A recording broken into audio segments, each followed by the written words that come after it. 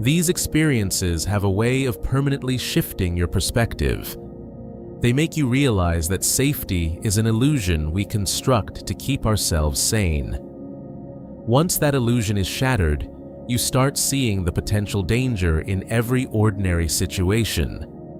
You look at empty roads differently. You look at quiet, dark places differently. My third encounter happened about a year after Hannah moved out of Georgetown. I was driving back from a weekend camping trip in the Blue Ridge Mountains, near a small town called Brevard, North Carolina. If you've never driven through that area at night, it's beautiful, but, incredibly isolating. The roads are narrow, winding mountain passes surrounded by towering hemlocks and sheer drop-offs. There are no guardrails in many spots, and cell service is virtually non-existent. It's the kind of place where, if something goes wrong, you are completely on your own. It was around 11 at night. The fog had rolled in, thick and heavy, settling over the wet asphalt like a wet blanket. I was driving slowly, my headlights barely cutting through the white mist, keeping my eyes peeled for deer. As I rounded a particularly sharp bend, I noticed a pair of headlights appear in my rear-view mirror. At first, I didn't think much of it. It's a public road after all. But within minutes, the vehicle behind me was practically riding my bumper. I could see the high beams reflecting off my mirrors, blinding me. I tapped my brakes to signal them to back off, but they only got closer. I tried to speed up a bit, but the mountain roads were too slick, and my tires slipped slightly on a wet patch of leaves. I had to slow down. The vehicle behind me, a massive, dark SUV with no front license plate, stayed glued to my bumper. Then, the driver did something that made my stomach drop. They turned off their headlights. Suddenly, the blinding glare in my mirrors vanished, replaced by pitch-black darkness. In the dense fog, the massive SUV became a silent, looming shadow, tailing me closely without a single light on. It was terrifying. It felt like a predator stalking its prey in the dark, waiting for the perfect moment to strike. My hands were shaking on the steering wheel. I checked my phone, no service.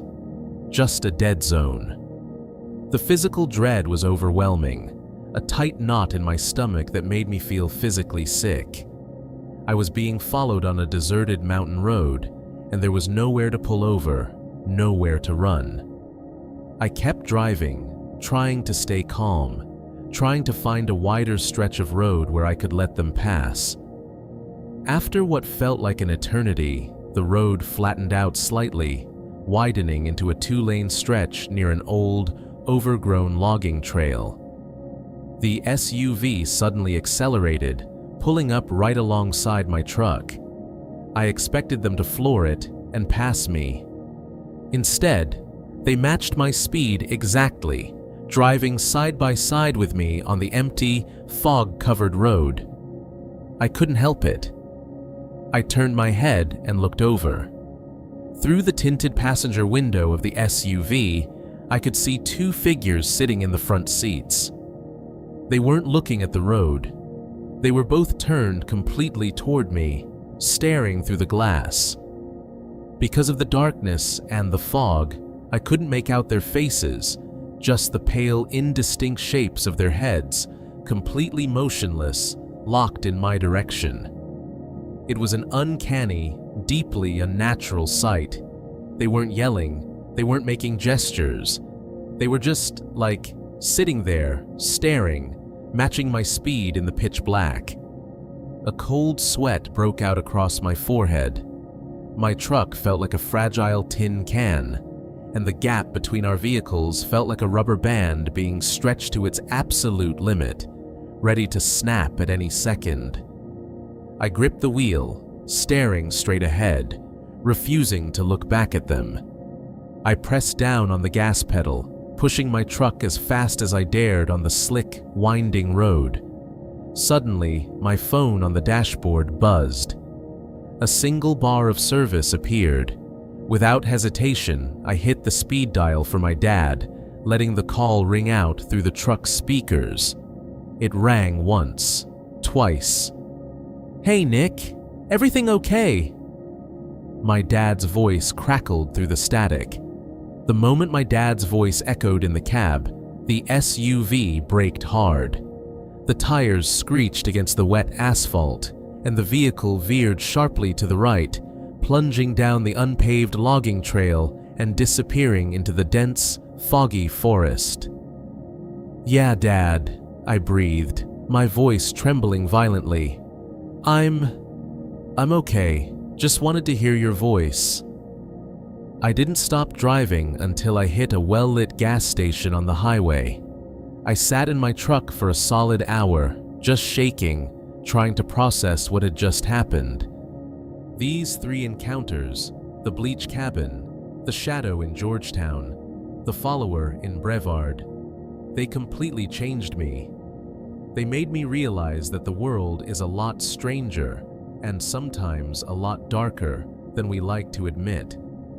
But they also taught me to trust that quiet, persistent voice inside my head. Your instinct is your strongest survival tool. Never ignore it just because it's inconvenient or because you want to believe everything is fine. Before we wrap this up, drop a comment and tell me, have you ever experienced that sudden, freezing cold spot in a house that just didn't make sense? Let me know your thoughts down below. Stay safe out there, and I'll catch you in the next one. That first experience really messed with my head, but it also made me highly sensitive to the way our minds try to cope when we're in danger. Human psychology is a funny thing, you know? When we encounter something truly terrifying, our first instinct isn't always to scream or run. Most of the time, our brains desperately try to normalize it. We tell ourselves, "Oh, it's just a draft," or "it's just an old house settling," because the alternative, admitting that something is deeply, dangerously wrong, is too much to handle. I saw this firsthand a couple of years later when I went to help my sister, Hannah, move into an old brick townhouse she was renting in Georgetown. Now, if you've ever been to Georgetown, you know the aesthetic, charming, historic cobblestone streets and narrow, multi-level homes that have been standing since the 19th century. Hannah's place was beautiful, but, incredibly old. The layout was narrow, stretching up 3 floors, with a winding, creaky wooden staircase in the center and a dark, damp basement that she immediately decided she'd never go into. From her very first week there, Hannah kept telling me she felt watched. She'd call me up and say, "Nikki, I swear I can hear footsteps on the 3rd floor when I'm down in the kitchen," or "I keep finding the kitchen cabinets wide open." I tried to reassure her. I told her that old houses have drafts, that the wood expands and contracts, and that maybe she was just stressed from the move. I totally get why she wanted to believe me too. It's comforting to pretend there's a logical explanation. But deep down, neither of us was really buying it. One weekend, I went over to help her paint the living room.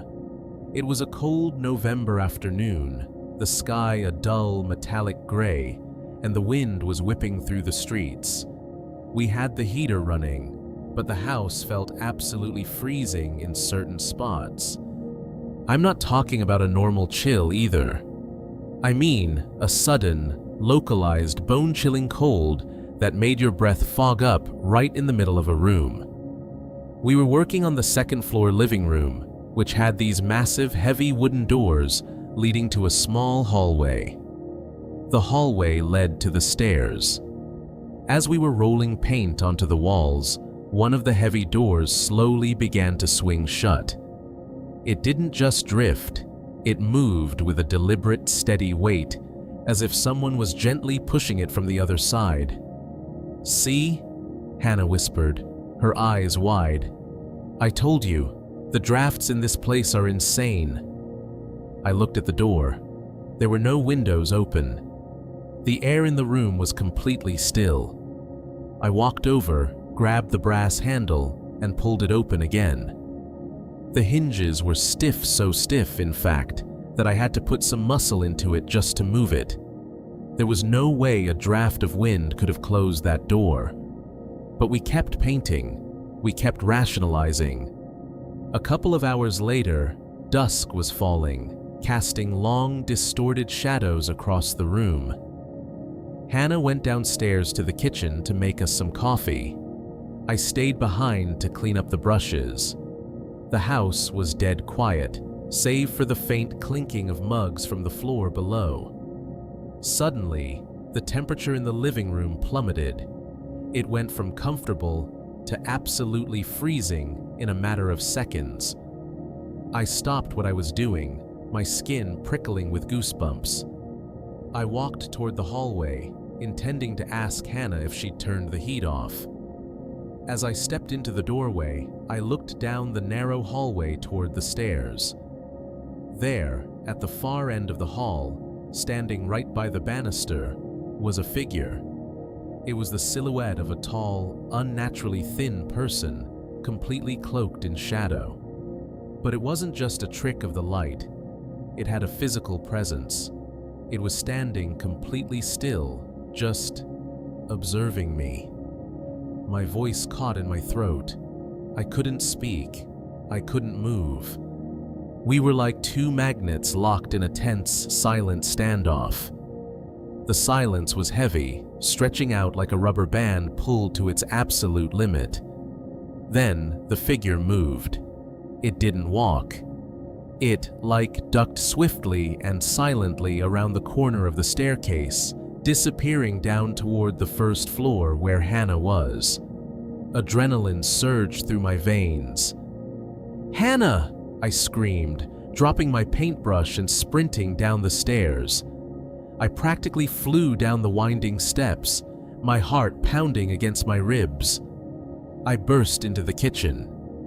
Hannah was standing by the counter, holding two mugs, looking at me with absolute confusion and alarm. "What? What happened?" she asked, her voice shaking. "Did you see someone? Did someone just come down here?" I gasped, looking around the kitchen. "No," she said, her face turning pale. "I've been right here the whole time. It was completely quiet." We searched the entire house. We checked the front door locked. We checked the back door leading to the tiny alley locked and bolted. We even, with flashlights in hand and our hearts in our throats, searched the damp, musty basement. Nothing. There was absolutely no physical evidence of an intruder, but we both knew what we felt, and I knew what I saw. The psychological dread of that place was too much to ignore. Hannah ended up breaking her lease a month later and moving into a modern, brightly lit apartment complex. You can tell yourself it's just the wind, or that you're just being paranoid, but sometimes the reality is far more unsettling than anything your imagination can cook up. Have you ever taken a cash-in-hand gig from Craigslist just to make rent, only to realize halfway through that you've walked straight into someone else's sick game? You know the feeling. You're driving down a dirt road in a truck that's barely holding together, hoping the GPS doesn't die, and telling yourself everything is fine. But deep down, your gut is screaming that something is incredibly off. And here's the thing that really gets me. We always ignore that feeling because we need the cash. So, what happens when you finally stop ignoring it and realize you're locked inside a house that smells way too much like bleach? I've spent a lot of my 20s taking odd jobs, and back in 2021, I was absolutely desperate. My name is Nicholas. Most people call me Nick, but my family still calls me Nicky when they want to wind me up. And at the time, I was living month to month, trying to make ends meet in a crummy apartment. I saw an ad on Craigslist for a one-day property preservation assistant. The pay was $500 cash, which was huge for me. The task seemed simple enough. Drive out to a remote cabin about 40 miles outside of town, do some basic sweeping, clean up some debris, and prep it for an estate sale. I called the number, and a guy with a scratchy, completely flat voice answered. He didn't ask for my resume, my experience, or even my last name. He just gave me the coordinates, told me the key would be under the welcome mat, and said he'd meet me there at 5 to hand over the cash. I figured, hey, easy money, right? It was a 2-hour drive in my beat-up 2004 Ford Ranger, the transmission slipping the whole way. But I kept telling myself that $500 would cover my groceries and electric bill for the month. When I pulled up to the property, the silence was immediate. You know that heavy, thick quiet where you can hear the blood pumping in your ears. The cabin was small, rustic, and surrounded by dense pine trees that blocked out most of the afternoon sun. I grabbed my toolkit, just a basic hammer, a screwdriver, and a heavy metal flashlight, and went to the porch.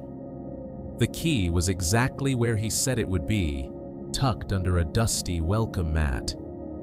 But the moment I unlocked that heavy wooden door, the first thing that hit me wasn't dust or mold. It was bleach. It was so strong it practically burned my nostrils, coating the back of my throat with this nasty chemical sting. I stepped inside, expecting to see a messy, neglected space that needed hours of scrubbing. Normally, a messy cabin is annoying, but a cabin that is too clean, that's when you should run. The place was immaculate, like completely spotless. Every single surface was polished to a high shine. The hardwood floors were still damp, and there wasn't a single stray hair, dust mote, or piece of trash anywhere. It was incredibly unnerving. Why did he need me to clean a house that looked like a sterile operating room? I walked through the small living area and into the kitchen. The heavy oak cabinets were shut tight, but when I touched one, my hand slipped on a faint, greasy residue. I decided to check the bedrooms to see if there was actual work to do. The first bedroom was empty, save for a bare mattress stripped of all sheets. In the master bedroom, though, there was a large object in the corner, covered by a heavy blue plastic tarp. It looked completely out of place in this pristine, empty cabin. Now, you might think I was just paranoid, or maybe I should have just minded my own business, left it alone, and done whatever cleaning was left. But, curiosity got the better of me. I walked over, grabbed the edge of the tarp, and pulled it back. Underneath wasn't old furniture or construction equipment. It was a metal rack holding a bank of electronic equipment. There were 4 small high-definition monitor screens, all glowing with a low blue light. My heart did a sudden, violent flip in my chest when I looked closer. The screens weren't displaying static. They were displaying live camera feeds. One screen showed the driveway where my beat-up truck was parked. Another showed the kitchen. A third showed the hallway.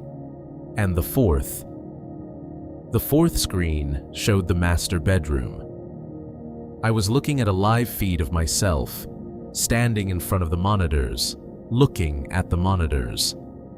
I froze. The realization hit me like a bucket of ice water. There was a tiny pinhole camera mounted in the corner of the ceiling, pointing right at me. This wasn't an estate prep job. The owner wasn't coming at 5 to pay me. I was being watched in real time. I dropped the tarp, my breath catching in my throat. I needed to get out of there. I turned on my heel and ran down the short hallway toward the front door. I grabbed the brass handle and twisted it. Nothing. It didn't budge. I tried the deadbolt, turning it back and forth, but the door remained completely solid. It was a double-cylinder deadbolt, meaning it needed a key to unlock from both the outside and the inside, and the key I had used to get in was gone.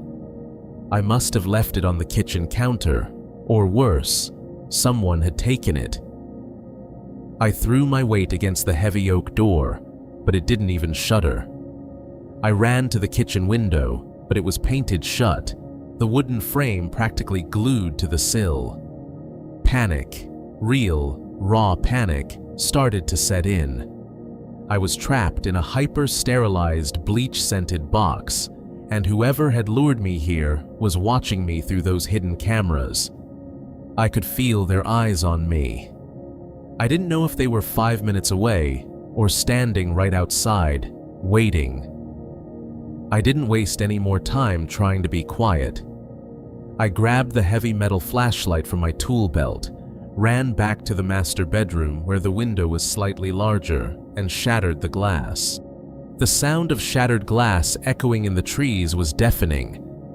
I climbed out, scraping my arm on the jagged frame, and tumbled onto the damp pine needles outside.